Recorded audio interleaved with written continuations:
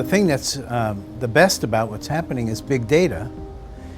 Finally, set-top box data and other forms of server-side data, video from the internet and mobile, are beginning to be compiled and cross-analyzed from one medium, one platform to the other. That's definitely a big step in the right direction. And I've been waiting for many years to see it happen, and we're finally there. One is sample size, and the other is we're not just talking about research cooperators. Up till now, everything's been panel-based, so that means small sample. That's the obvious part. The less obvious part is that it's how representative are people who are willing to join a panel, whether they've joined it for 3 years or 5 years, whether they have to push buttons or sign in or whatever is effort on their part. They're not everybody. Not everybody will do that. And so we're basing huge multi-billion-dollar decisions on a tainted group of people, and we're not sure what the taint is, what the degree of difference is between them and everyone else. With big data, we don't have that. We have bigger sample and also more cross-sectional.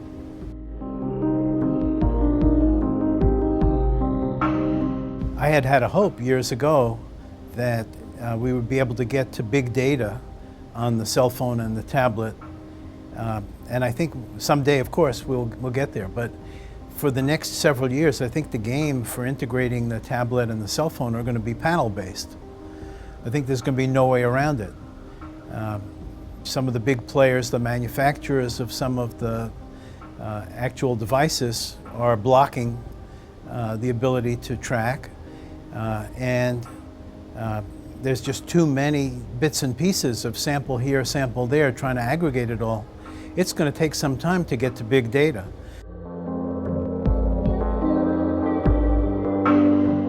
There are companies doing it, and I'm connected with one of them, who actually have linked big data on digital to big data on TV to big data on purchase.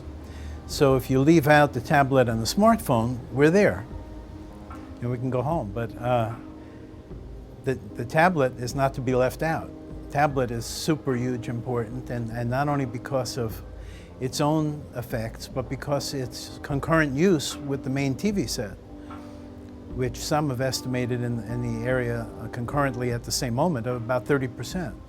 So if people are watching TV and they're on their tablets, 30% of the time they're watching TV, which is hard to believe, but some good data seem to support that. Then there are synergy effects to be looked at and considered.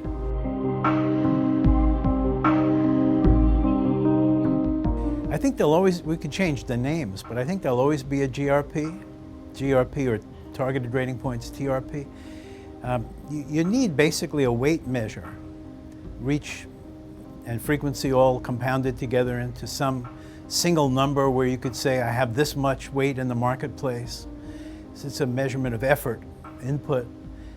You need something like that, some kind of a gross weight and measure.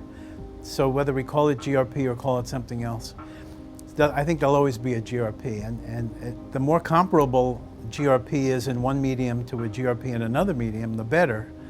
And the less comparable, then the more muddiness and confusion.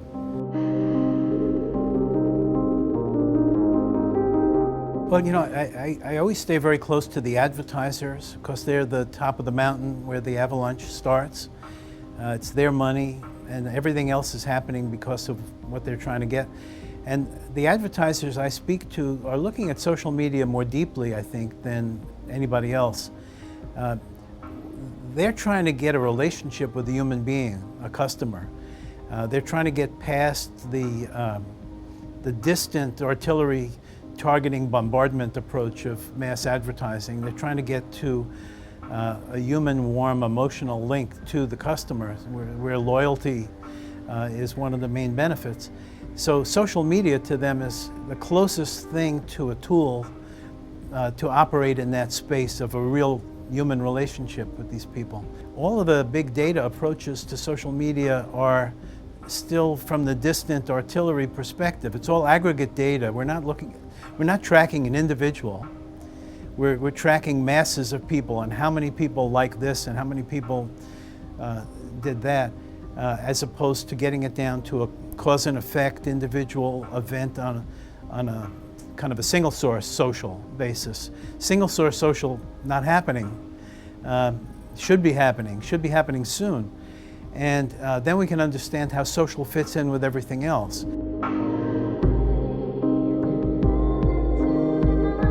Well, I think we need processes to make it happen. I mean, on a scale of 0 to 10, we've been pretty close to 0 in terms of integrating all of the different persuasive communications.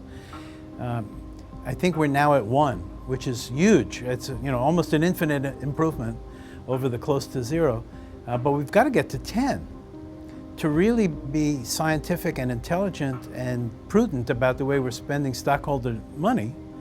We're going to have to get to 10 because we have all these different media, and they don't work very well when you've got, X number of agencies all doing different things and paying lip service to integration. Very inefficient.